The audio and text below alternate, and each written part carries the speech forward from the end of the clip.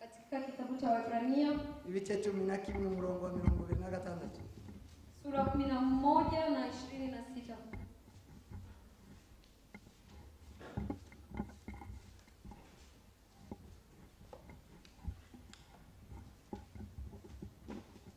Ndashaka ko muhinduka tugahindura isi. Ndashaka bukuru we Imana igomuje. Nataka mgeuke na tugeuze ulimwengu. Ukoresha imbaraga zawe zose mu gihe ukiriho. Tumia nguvu zako zote wakati ungali hai. Uturanze neza urahejeje no. Mepigana vizuri. Reka ngweze tu. Y'umuziki w'umuziki uzokume muri bitani. Amen.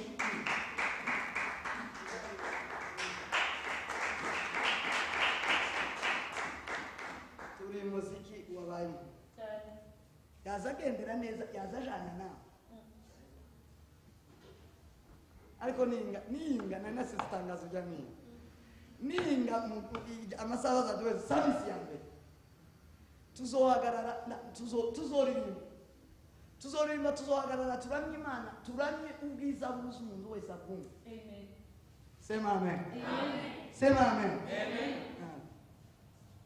Umuntu wese umushana ukunda kwicara azaze muri service ya kabiri cyangwa ya gatatu. Iya mbere we muzoza n'ibirato byo hasi. Iya mbere muzoze duhimbaza Imana. Buku muzoze duhimbaza Imana. Iya mbere yose takwicara.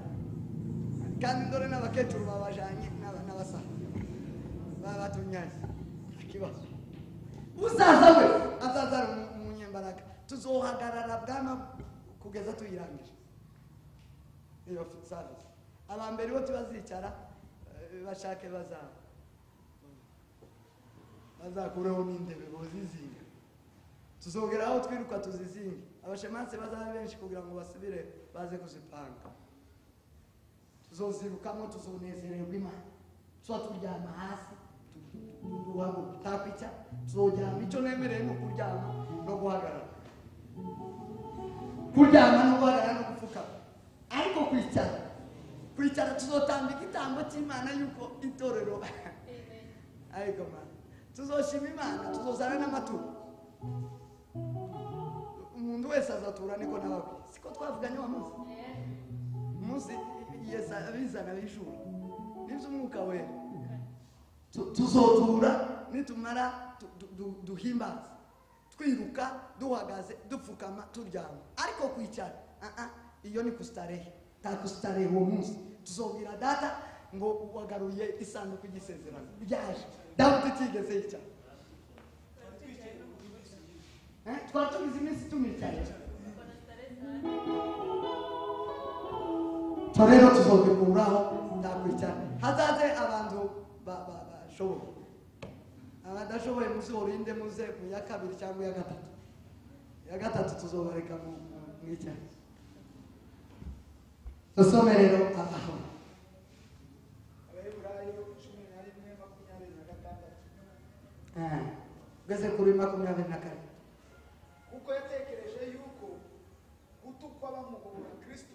Kuko yatekereje yuko gutukwa bamuhora Kristo Ari ubutunzi buruta ubw'Abanyegiputa. Ari ubutunzi buruta ubw'Abanyegiputa.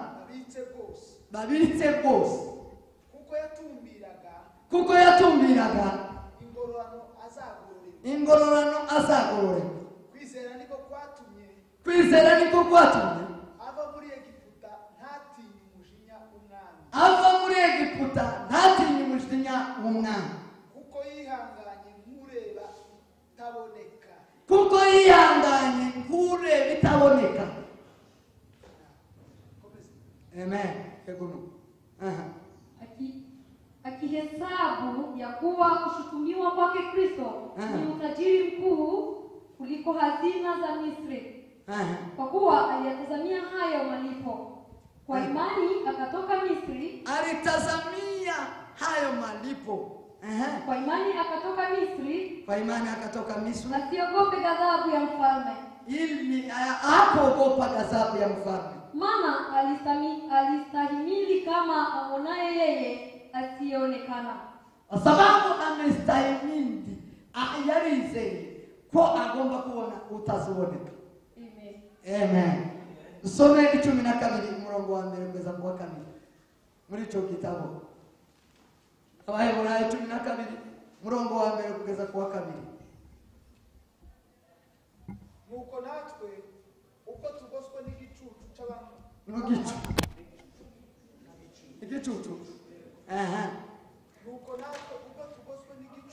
Nuko natwe uko tugoswe n'igicucu c'abantu. biyamure ibituremerera byo. Ubwo ari Yesu wenyine ariwe banza ryo kwizerwa kandi ari gusohoza rwose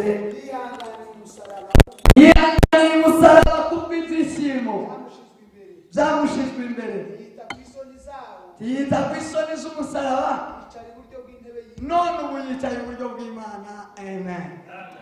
Amen. Basi na sisi pia kwa kuwa tunazungukwa na wingu kubwa, tumezunguka na wingu kubwa na mashahidi namna hii, na mashahidi yeko, na tuweke kando kila mzigo mzito, tuweke kando mzigo ulio mzito, na dhambi ile ituzingayo kwa upesi, na dhambi zile zinakuja kwa upesi, na tupige mbio kwa saburi katika yale mashindano, na tupige mbio kabisa, ni kupiga mbio kwa mashindano yaliyowekwa mbele yetu, na yale yaliyo mbele zetu, tukimtazama Yesu mwenyewe mwenye kuanzisha na mwenye kutimiza imani yetu. Tumtazamie Yesu mwenye kuanzisha na mwenye kutimiza imani yetu, ambaye kwa ajili ya furaha iliyowekwa mbele yake aliustahimili msalaba na kuidharau aibu, na yeye ameketi mkononi wa kuume wa kiti cha enzi. Kwa ajili ya hayo ameketi katika kulia kwa kiti cha enzi. Amen. Cha mfalme. Amen. Amen. Na kile jambo jema. Ndio jambo tukekugani mwana. Neno hilo ambalo tutalizungumza kwa muda mfupi. Muntegereza. Sikilizeni. Mutizama. Na mnipee masikio yenu. Mutizi. Na mnipee moyo wenu. Muwe hapa. Iweni hapa. Muwe mshambo jema. Iweni ndani ya neno la Mungu. Sema amen. Tuganira imana. Tutazungumza maneno haya. Aya magambo. Haya ni maneno. Yokuvuga Yesu mutumbira Yesu wewe. Sema jinsi ya kumtazama Yesu peke yake. Mutumbira Imana yonyine. Kumtazama Mungu mwenyewe. Mutumbira ubwami bwo mwisho. Kutazama ufalme wa mbingu. Mutumbira mwisho. Kutazama mbinguni. Mutumbira Yesu wenyine. Kutazama Yesu mwenyewe. Niwe maze yo kwizera. Yeye ndiye mwanzilishi wa imani. Ni utangira. Yeye ndiye mwanzo. Yeye ni uheruka. Pia yeye ndiye mwisho. Ni utangira. Yeye ndiye mwanzo. Ni usezeranya. Yeye ndiye anaahidia. Kandi ni usitsa. Na pia yeye ndiye anatimiza. Na bila kutumbira. Bila kutazama. Utasutererana. Yule ambaye hatupindii kamwe. Na bila kutumbira. Bila kutazama. Utasuhinduka. Yule ambaye habadiliki. Unamitiela mite. Yesu ameandika. Hata mtagira nigicuco guhinduka. Anasema hata mwingu ya kubadilika. Ili sura yo gusanwa uhinduka. Hana sura hata kidogo ya kuonesha kama atageuka. Sasa Mungu utasemeye. Yeye hayuko kama mtu. Na inakuwa uwa mugomba gutumbira. Waambia yule ambaye unapata kumtazama. Utagira igicuco guhinduka. Yule ana wingu ya kugeuka. Utazakutetereza umunsi umwe. Yule ambaye atakuaibisha siku moja. Ntabwo asigera kubwira ngo zaramunaniye. Yeye atakwambia kama tunamshinda. Ntabwo asigera kubwira ngo burya bizabaye bishoboka. Atakwambia ati kwa muda huo haipo. Ntabwo asigera kubwira ngo burya wahavuye ngo baranyaga.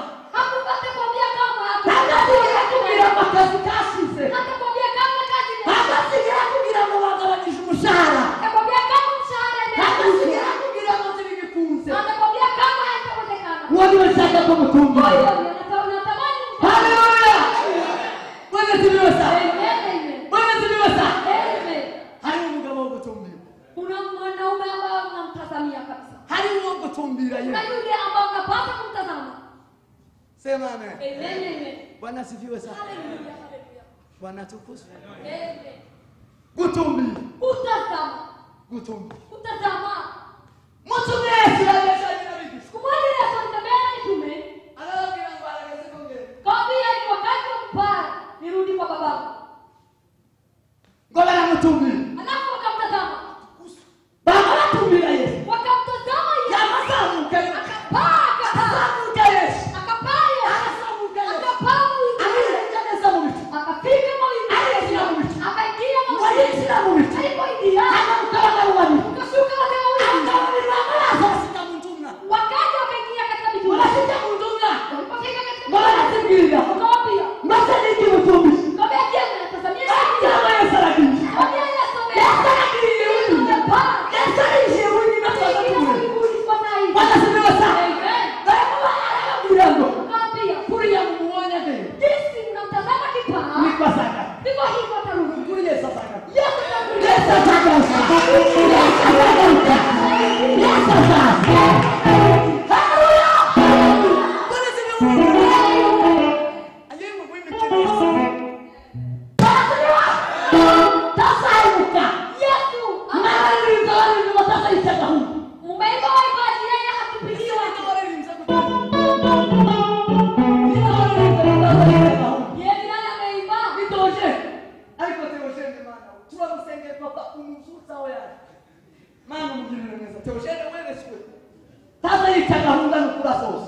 Yesu yeye haachi agano yake. Wazee hao wametoka mbinguni wawili ambao hawasemi vizuri lakini ni malaika.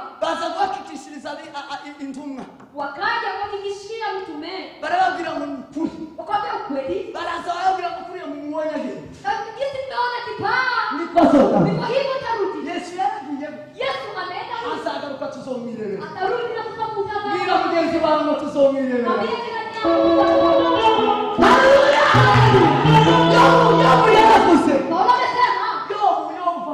Paulo amesema. Yobu amesema. Ayubu amesema.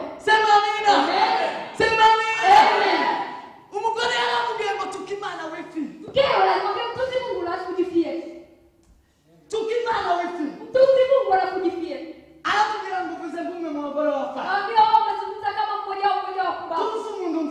Ujui yule ambaye anamtazama. Mimi siwezi toa macho kwa. Akasema imani yangu naisikia. Katika imani. Wakati yote ninapumua pumzi ya uhai. Ingawa nitatoka kuzimu. Nitarudi kuzimuni na matumaini. Matumaini haya nifike mlangoni.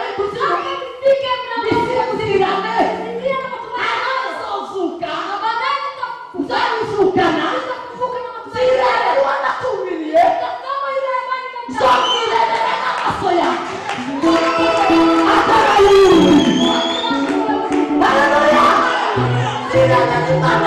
nitamuona Mungu wangu. Nitamuona mkombozi wangu. Nitamuona yule nitamuona yule nitamuona na macho yangu. Hata macho ya wengine. Huo ndio mtu wa kutazamiwa.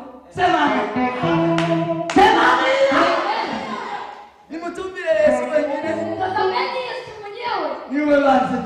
Huyo ndio mwanzilishi wa imani. Amen. Amen. Sasa mgeni wangu tumbiriki. Uliza mwenzako, je, unamtazamia nani?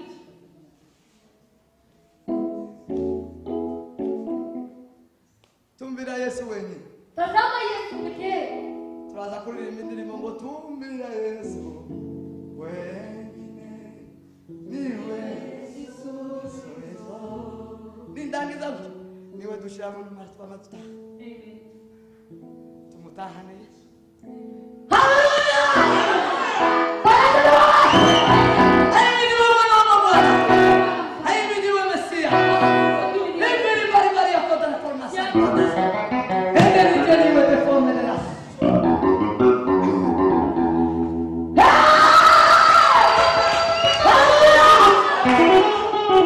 Stefano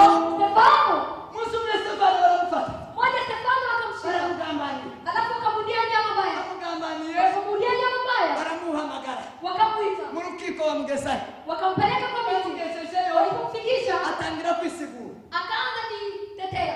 atangiye kwisigura Alipoanza kujitetea, ngo uburakari ngo buragumana cyane muri baba alafu hasira ikaongezeka. ngo barakara cyane Wakasirika sana. abafarisayo barakara cyane Mafarisayo wakasirika ngo sana. bafata baravuga ngo nibafata Stefano Wakasema wamshike Stefano, ngo bamuti inyuma y'umugo wambebe nje ya mji, hanyuma bamutera amabuye halafu wampige mawe. Stefano Stefano wari waratumbiriye Yesu amani kwa alimtazama Yesu. Stefano wari Stefano waratumbiriye utazuheruka ambaye alikuwa anamtazama yule ambaye haibishi. sema amen Amen.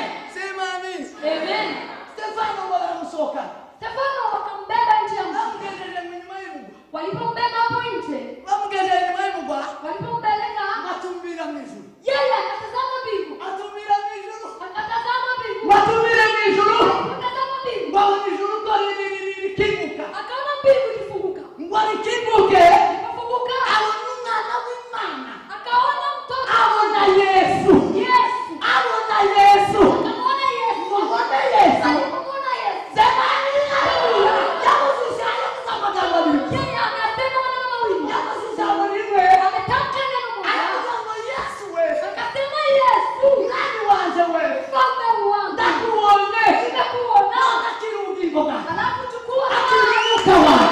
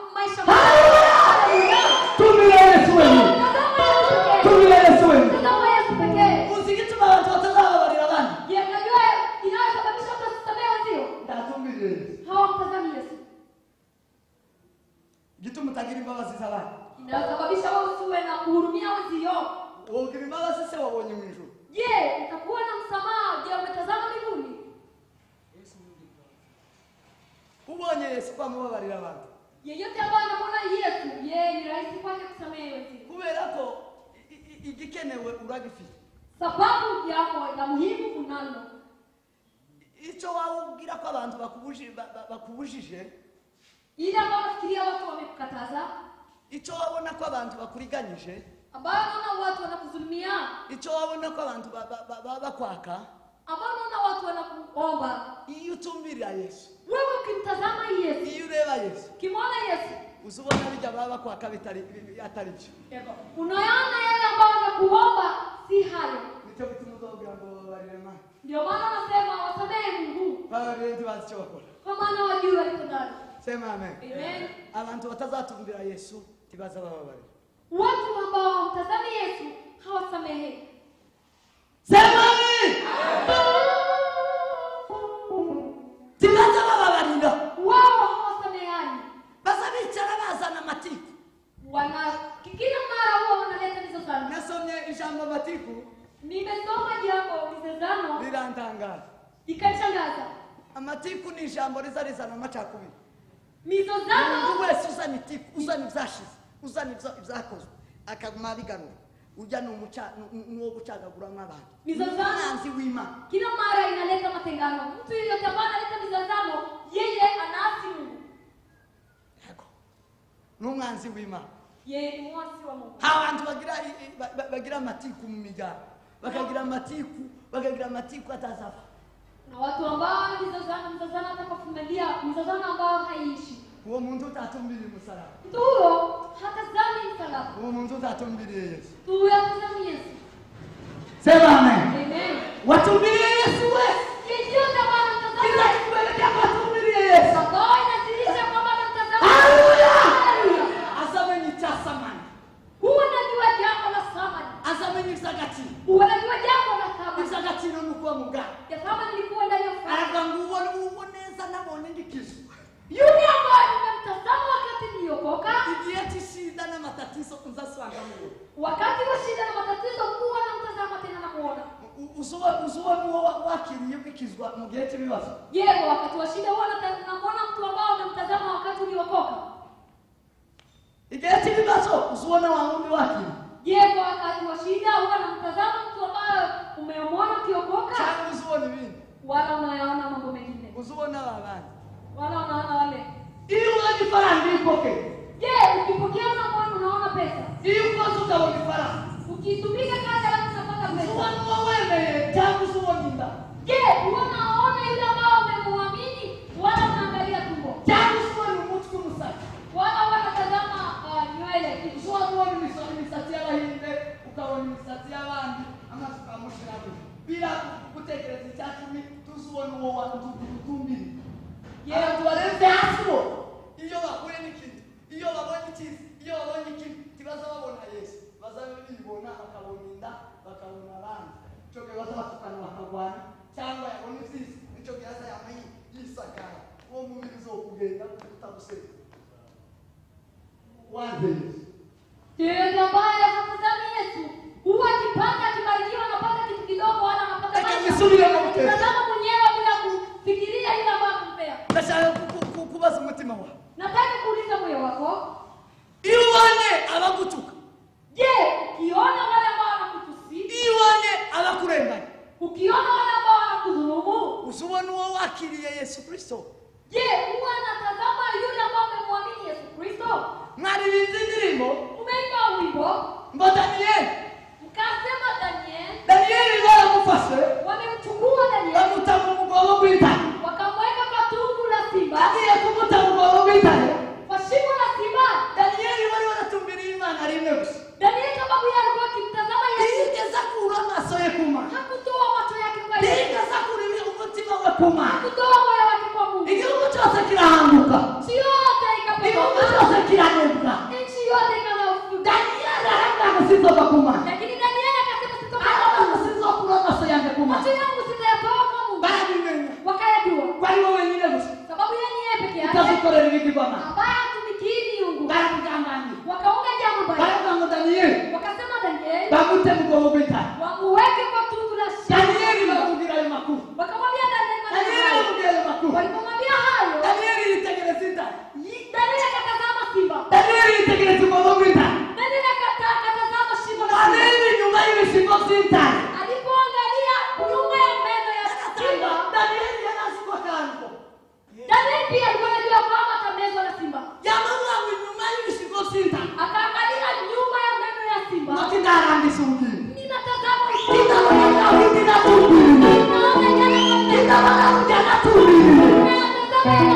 Ninatazama nataka nikuulize leo. Ndabaza umutima wawe. Nauliza moyo wako. Unufashe uwo mutima ni mukuru kuntegeye. Moyo huyo ni moyo ukikuuliza. Iyo ubonye bagutukana bagukubita. Iyo ukiona ubonye bakurenganya. wanakupiga na kudhulumu. Usubona wabundi batumbiri. Unamwona yule ambao unamtazama. Usubona wabundi wemeye. Unamwona yule ambao unamkubali. Usubona ugiye. Unatazama Kandi usubona birantu biracitse ndapfuye barantutse baranyaze nuko birashira. wala unaona kutusiana kulia na kupiga wewe na mambo yanaisha. Muzamubone. Mnaona nini? Muzamubone. Mnaona nini? Nyuma yo guhura n'abajambazi. Baada ya kupatana na wajambazi, biganiro bazakunda kumufatana bakamwaka telefone. Nyuma yo kubona bati uzubona nde bigani. Tumusubize. baada ya kuona wajambazi ambao huwa wanachukua Usubize umutima wawe. Unamwona nani? Na usimjibu, ujibu moyo wako. Haleluya! Isome hivi. Iyo ubibona usubona. Yeye kati hizo kuona tunamwona nani? Wana ambao mtazama Iyo Yesu. bagasa Wakifika mahali hapo, basaba bona Yesu. yego huwa wanamtazama Yesu. Nabonye jo bundi basiraho bino bihugu by'abarabu. Umuntu bari bafashe akeneye Imana. Akunda Yesu bamuziza Yesu. Juzi niliona wakionyesha kwa nchi ya Waarabu wakimshika mtu ambao amemcha Mungu. Bamutishe kuma WhatsApp ndagira ngo bamwe Kwa mitandao wa WhatsApp mmemwona. No baramufa. Alafu kamshika. Baramujana bamugeza hanze. Wakampeleka mahali. Bafite imbunda bashaka kumwisha. Walikuwa na silaha, walikuwa wanataka kumuua. Bamara arafuka. Alafu akapiga magoti. Bamara areba mwijuru. Akatazama bibi. Bwana mwijuru ya materi ndini. Alipotazama Yamara nyuma. akaimba.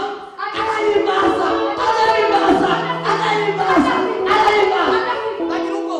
Wakaona oga. Baragurash. Wakapiga. Biranzi. Wakikata. Baragash. Wakashoot. Biranzi. Ikakata. Barahuzi. Wakakimbia. Baragaruzi. Wakatoka. Baragaruzi. Wakashoot. Biranzi. Ikakata. Barafuka. Wakapiga. Baramubwira ngo tubabare. Kasema tusamehe. Sengere yo mana. Na utuombee Mungu. Muzamuramya. Cyangwa muzamuramya yo kuya. Muzamuramya muhuye n'ibibazo. Je, Bwana mabudu mkikumbana na shida wala mnabudu jawabu?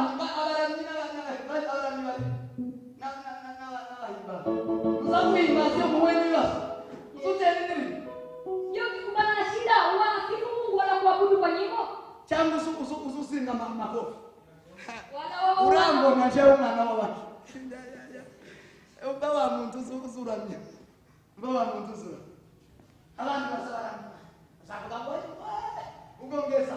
Reka ndewe ko mbona wamuntu. Tata asasema. Naho. Tumbira Yesu wewe. Tazama Yesu pekee. Ndio wafanya kazi. Yeye ndiye mwanzilishi wa imani. Waguhamagaye. Yule ambaye Watangije umurimo muri bo. Yule ambaye anaanzisha kazi. Ni usohoza. Huyu ndiye atakamilisha. Sema wewe. Bwana sibiwe sana. Amen.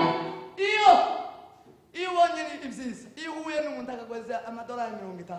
Je, ukipata mema ukipata na mtu anakupea dala Iyo ukoze ugahembwa ibihumbi 10.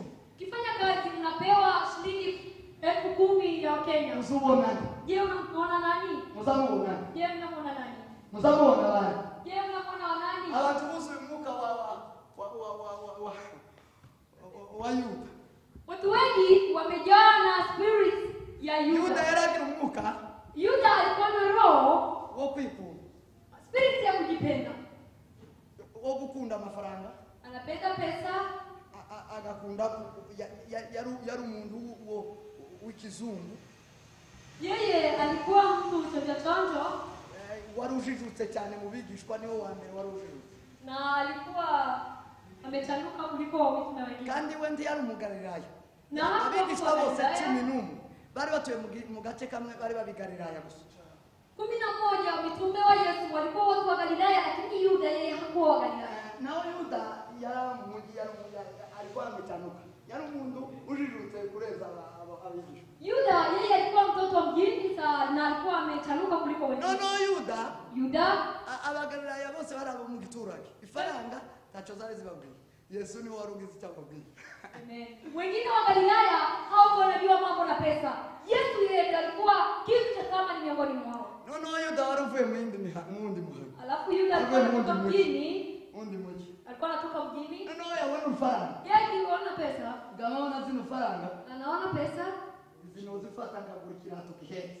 Teza chukua pesa hizi na nunua kiato ya bei kali. Ngagura ikoti kare. Teza nunua suti na alafu unakuwa Uramuna ngendana nabo bigalilaya bamenye ko njewe na ubigalilaya. ili nitembee na hao akina Galilaya na wajue kama mimi si mtu wa Galilaya ushago. No ni faranga. Nikipata pesa No koru imusati bakaza bamenya ko ndumunyaka. nitatengeneza nywele kichwa yangu na wajue kwamba mimi ni mfanyakazi. Ibonye faranga uzubonana. Je, kiona pesa huwa anaona nani? Muzamubona ubukene. Unaona umaskini. Yesu yaramucyasha umunsi umwe. Yesu alikemea siku moja. Maria abona Yesu amazaramukumba. Maria akamtazama Yesu akampenda. Yamafata ibyo afite. Akachukua yale alikuwa nayo. Akachukua mshahara. Umwaka wose. Mshahara mwaka mzima. Fata wa mshahara uzubona ku kwezi cyangwa ku munsi. Chukua mshahara ambao wanapata daily wala monthly. Numara ugwize n'umwaka. Alafu uweke kwa mwaka. yari yarabizi Yeye alikuwa ameweka. yamaufa Akachukua. Akachukua. hose yamauni na muri Yesu Akabwana kwa miguu ya Yesu. amenye amavuta y'agaciro yarafite agaciro kangana n'umushahara w'umwaka. Akachukua mafuta ya thamani akaimwaga kwa nyayo mwamene ya kuri Yesu kubera kumukunda sababu ya kumpenda, kubera kumutumbira, sababu ya kumtazama, kubera kumugira mu mutima. sababu kuona Yesu moyoni mwake. ngo Yuda yamavuga ngo ndoro Alafu Yuda akasema, hebu angalia, ndoro angalia huyu, angalia huyu. ugo ishena ni muti Na kwa sababu gani unafanya vibaya unamwaga mafuta? Yesu aramureba Yesu akamtazama. niki yu Ambia Yuda ni nini? Yuda yamavuga ngo uza bakene bara Yuda akamwambia, je, Yesu unajua maskini ambao wako hapa? yarazi kureba ukene kuruta kureba Yesu Yeye alikuwa Iyo anajua ubona ifaranga usobona ubukene kuruta kureba uwo weme je, ukikuwa na pesa huwa naona sana iyo maskini. iyo ubona ifaranga usobona ubukene cyangwa usobona Yesu. oya ni sina kuja musuri Nababwiye ngo mubaze imitima ye. ureke kubesha ubunyine utogo anaweza laaniwa kubera nazanye ijambo rive mu ijuru narababwiye mu gihe cyose nzohagarara sema amen Amen. ndabasaba guceceka mubaze imitima yabo umunsi umwe imitume nababwiye ngo mimi ni mutume Paulo haje Safina na Anania na Safina babesha Paulo kujya kuvuga bariko bavuga babesha Petro jamaa Siku moja Anania na Safira walimdanganya Petro na hapo hapo kukatokea kifo chao. jamaa Wakafa. Diadoni nizina rya Yesu mwami umurekere nawe kazi chako Jana wangu ninamwombea msamaha sababu hili la ambayo nimelitamka. sema amen Amen. mwisu mureke kunsubiza tato no mamari Sinijibu mwenyewe sababu mimi sina la kuwasaidia. hari uwa ukure Kuna yule ambaye anakutazama. hari uzureba ibyihishi Yule ambaye anatazama hari uzureba umutima yule hari ambaye utosubirisha kana imana ntizirinda ngo umusubirisha kana imana ntizisubirishwa kana vuga ngo gusubirira umugenzi wawe imana ntizisubirishwa kana ya jirani yako Mungu hajibiwi na mdomo.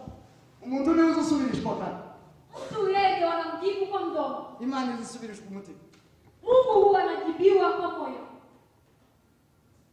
Haleluya! Sema amen. hatukuza umukozi Asifiwe Bwana. haimidiwe bwana wa matisa sema amen Amen.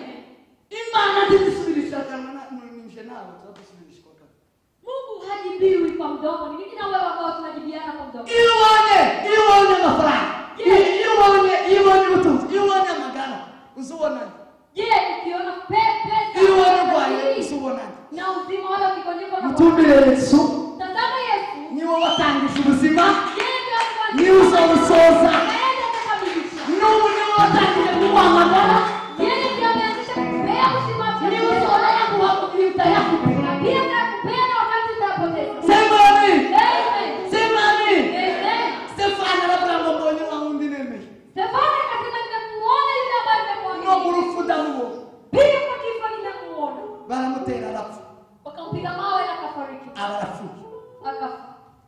Gutumbira Yesu Tazama Yesu.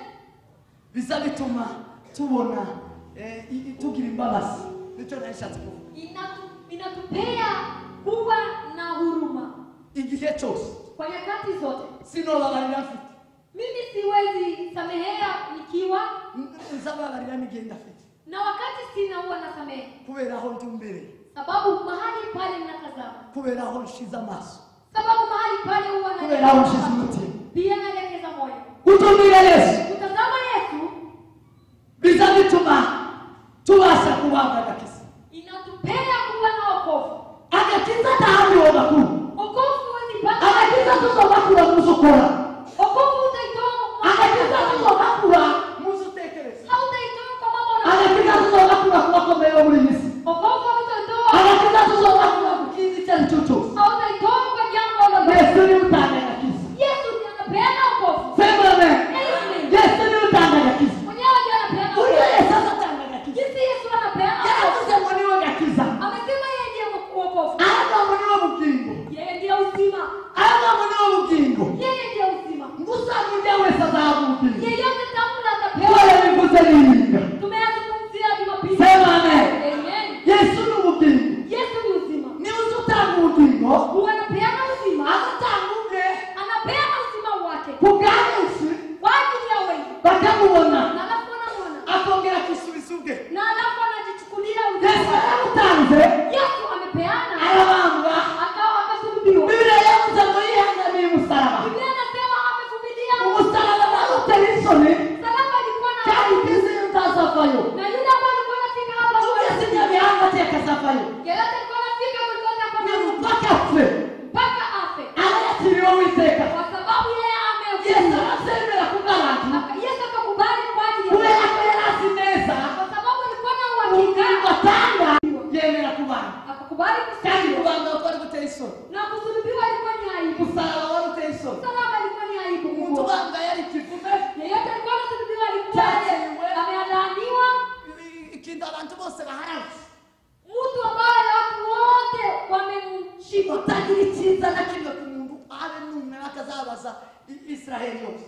Walikuwa wakiuliza Israeli yote kwamba mtu huyo kama eko na mazuri hata muri bukazo Pilato yabashije. kumbukeni jinsi Pilato ndio Yabaje se Yesu na Baraba ngo mbafungurire.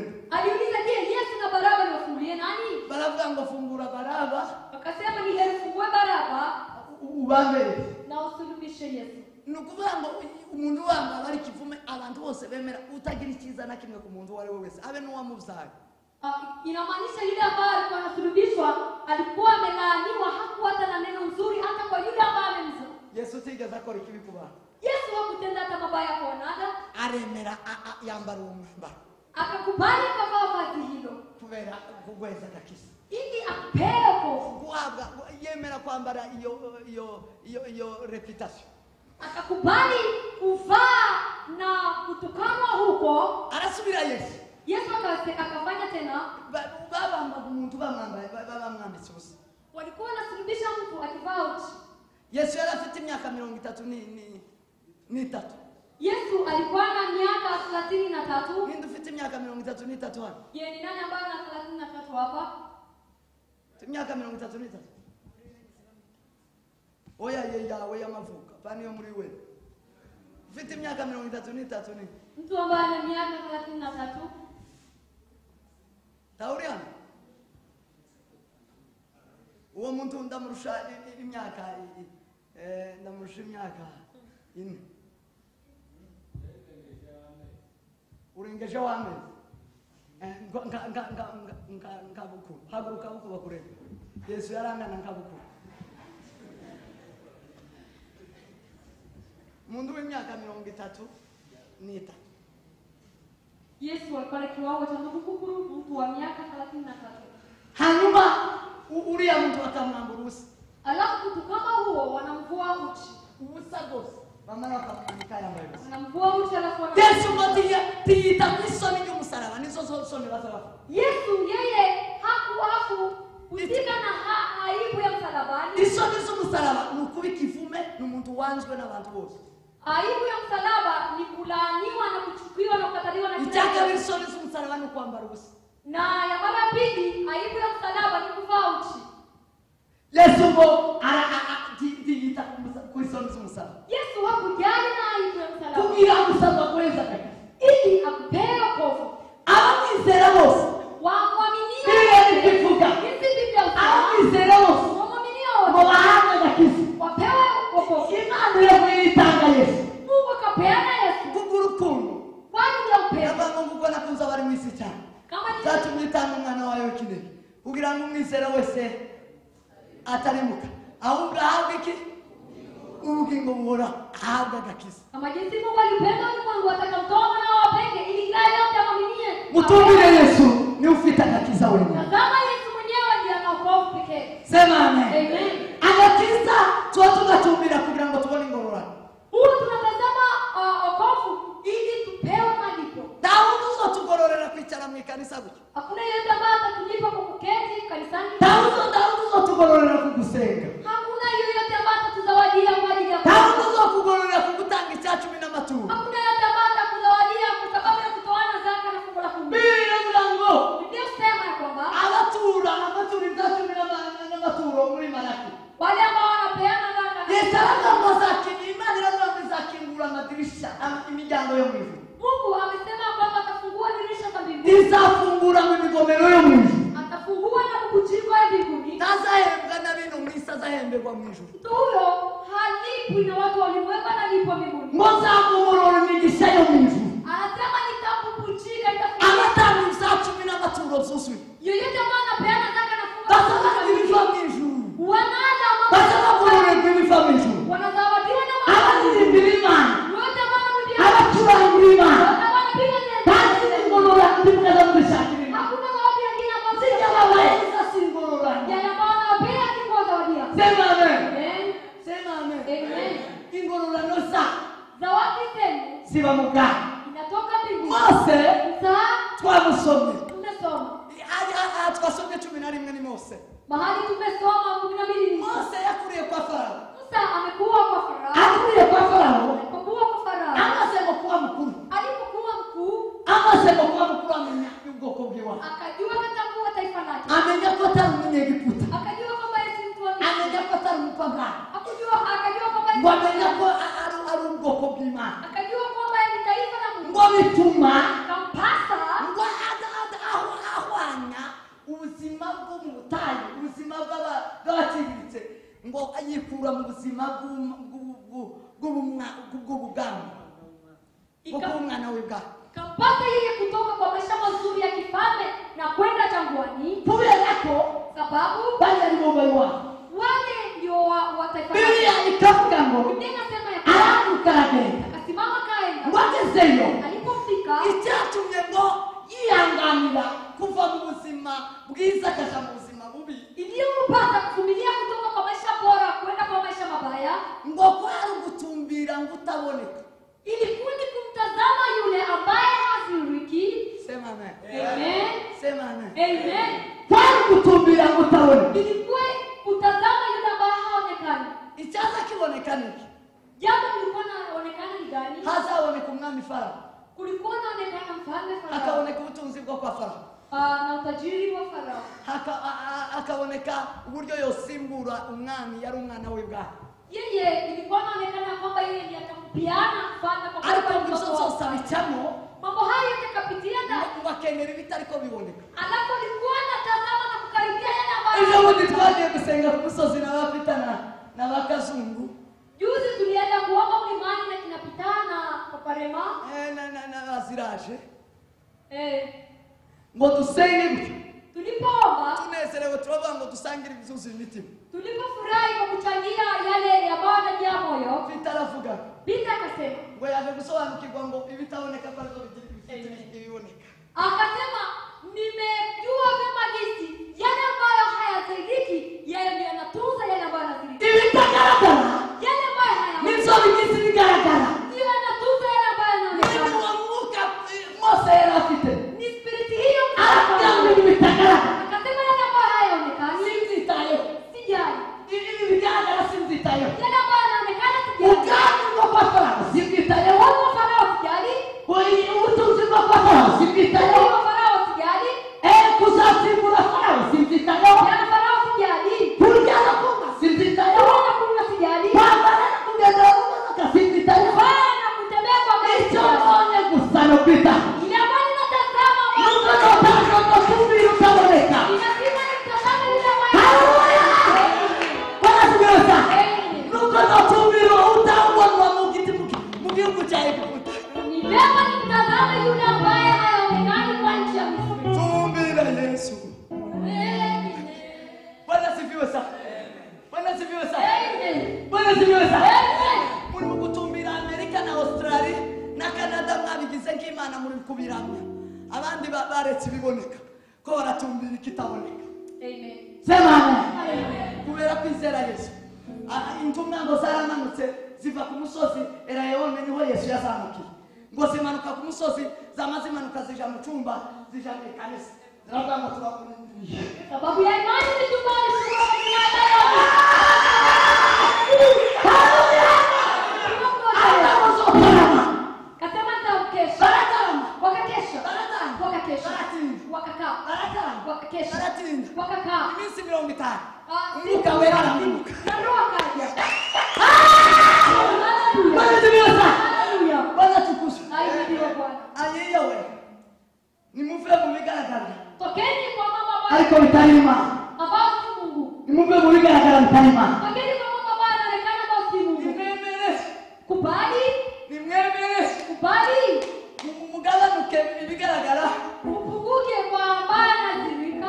ingimba yo gushaka itagaragara Alafu mtafute ile ambayo yanaonekana. yobu yarabivuze kandi Ayubu ameyasema tena. ibibazo bimaze kumusonga bimwegereye cyane Shida na matatizo ikamsonga sana. imburi zabaye nyinshi bakamuburira abana baje kumubikira abana baje kumubikira inka baje kumubikira intama n'ingamiya ngo baravuga amakuru abaneshi Walipomletea maneno watoto wamefariki, mali zake babaza yobu ngo yobu zimeporomoka. ashaka imana Alafu Yesu Ayubu akatafuta. bagerageza gushaka imana Akajaribu kumtafuta. bayishakira iburyo arayibu Akatafuta kwa mkono wa kulia bayishakira akakosa. ibumoso arayibu Akatafuta kwa mkono wa kulia bayishakira imbere akakosa. arayibu Mbele akakosa. bayishakira inyuma arayibu Nyuma akakosa. ariko nyuma Baadaye kirisyo kwa ukamilisho aranzura akasema aravuga ngo ya kwamba nubwo mvubuze w'amana we muri uyu ndio mwaka nao nimekukosa ewe Mungu. icyo nzi neza Lakini ninapenda umucunguzi waje ariho ukombozi wangu yuko. kandi amaherezo azoboneka Kama mwishowe atasimama. amaherezo azahagarara ku isi Mwishowe atasimama ulimwengu. semanira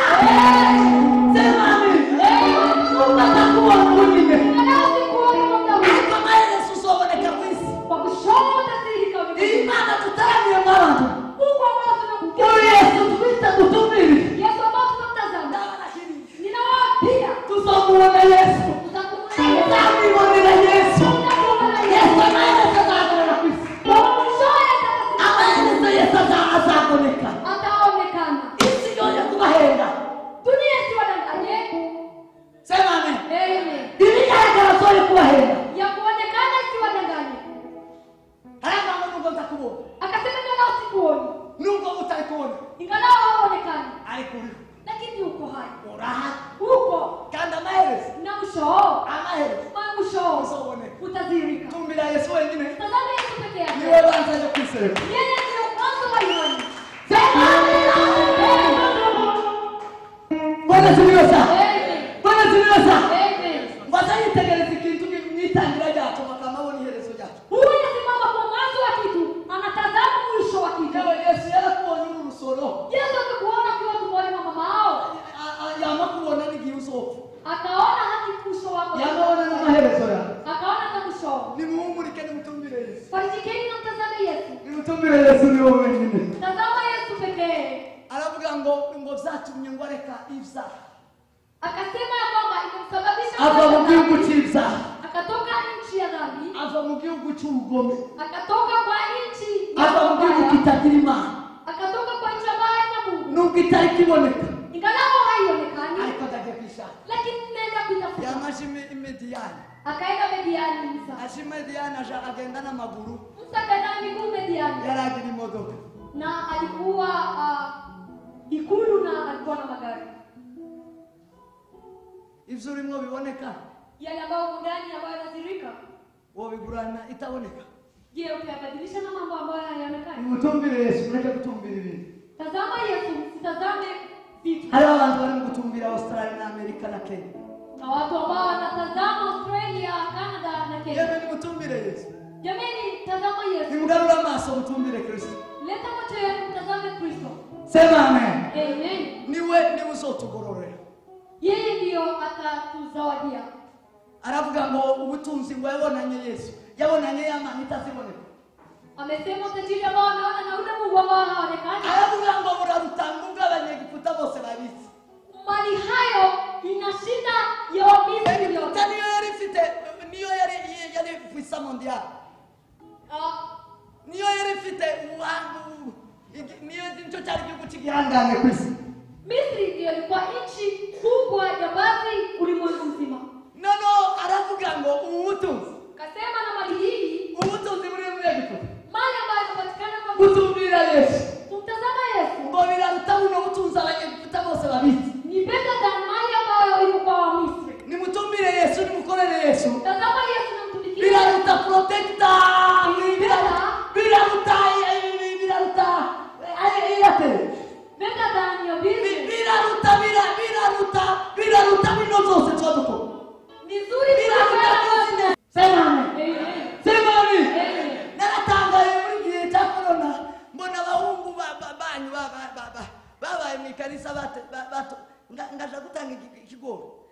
natanze ikigori kuva muri Sunday school ndagitanga kugeza aho naje nagitangishije nabaye mwarimu wa Sunday school nabaye mwarimu wa Sunday school pastor Rutoto yari mushirika wanjye muri Sunday school. Sema amen. Ndigisha muri Sunday school noneho ndahava imbo munyamasengesho ndahava imbo muvuga butumwa ndahava none ubuki ndende nduri kumwe nawe nimara fate umunsi wiwe Yesu yazutseho fate igikapu ibagi nyishira ku gituza ku gitugu iki gitugu Yesu yacunguye ngishireho bage namangenda nirwe muri Airtel ngenda ndeba abagore bataza basenga n'abagore bose babiri hanze yewe ni mumpezi faranga zibwire muzi y'agaciro musifume nuwanga kusifuma wowe usofu timukandikisa umuco sema amen ichi Imana yaremeye umwana w'umuntu iliyosababisha Mungu kumuumba mwanadamu kubana n'Imana ni kukaa pamoja na Mungu. Niba utagira umwanya wo kubana n'Imana Wewe kama hauna muda wa kukaa turi mu mugambi w'Imana wewe hauko kwa plani ya Mungu. Niba ugira ninga niba utaninga no churuzi Kama wewe muda wako kuona kama Mungu ni Sunday, kwa nini unafanya biashara Jumapili? Mwanchi intege na basora abanyamurenge mwanchi intege ndahe ababatiye muri Sunday school abaho geko Yesu yazutse ni ukagira umunsi umwe wamaruka suka ugarana eyate itumu uri mubiri narawutangarije nje umunsi umwe ndawubwira ngo tumpende tituzojana iyo bangana zo gusiga muri Kenya cyangwa gusiga Buraya cyangwa iyi murenge wowe tuzinjirana muga pi kubera izo mbanga usinitekerere usinisumbuwe narawusenge usinisumbuwe wewe mwi usinisumbuwe Sunday ni Sunday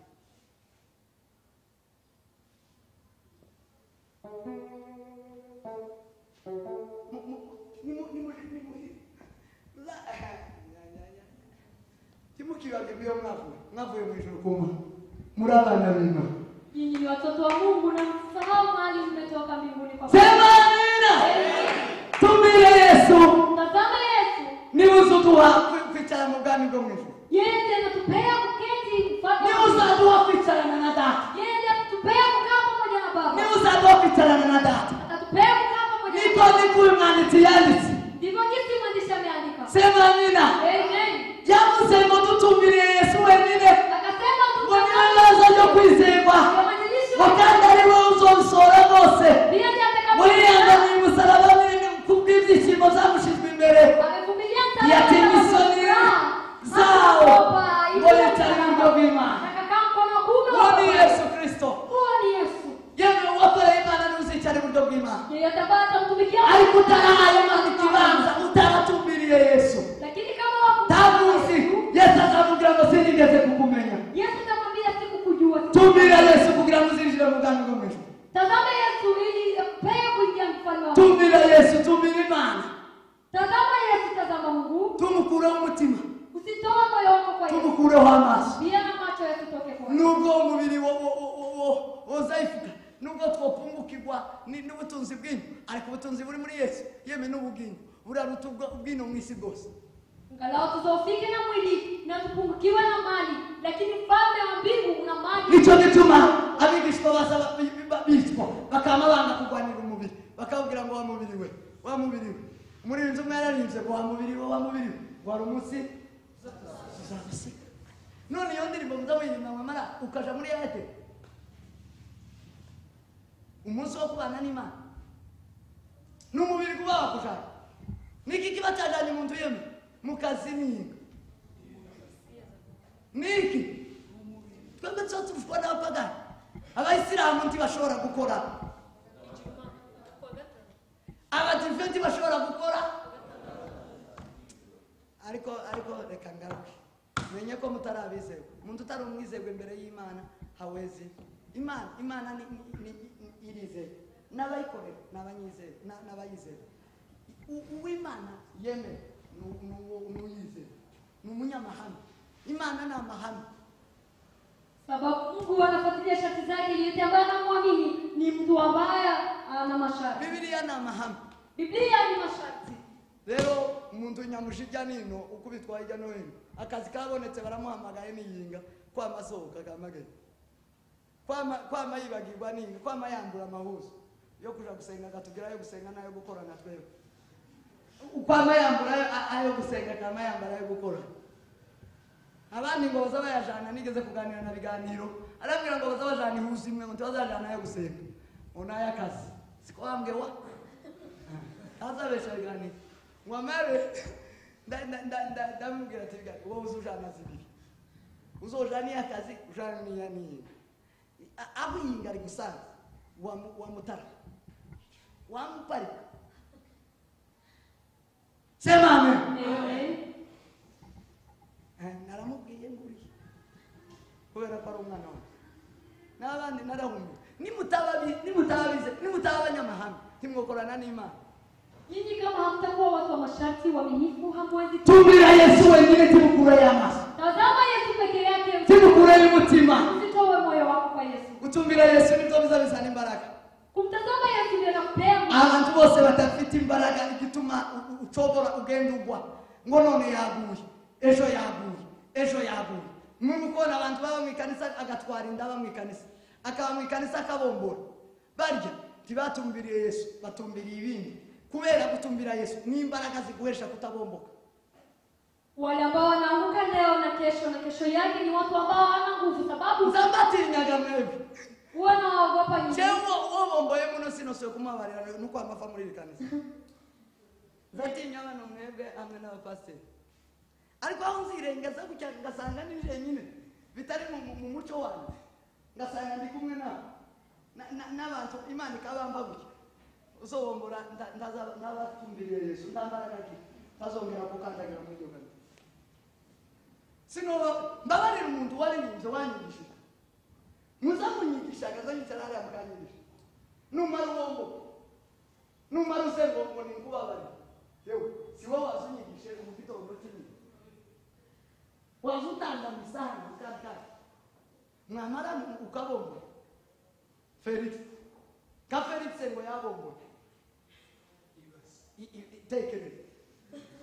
tekereza muntu kwa mwikanisi imyaka yose tagira imbaraga zimukiza kubombo zimukiza gukora icyaha gutumbira Yesu izo bizabikoresha imbaraga so kubasha kuhagana dushikame tudasirwa n'uburiganya bwa Satani.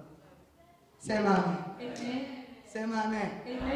Nimutumbire Yesu. Tazama Yesu. Muze tulimbeka karibu. Ndio ni tu. Nakiri jambo jema. Pokeani na nakiri Yesu.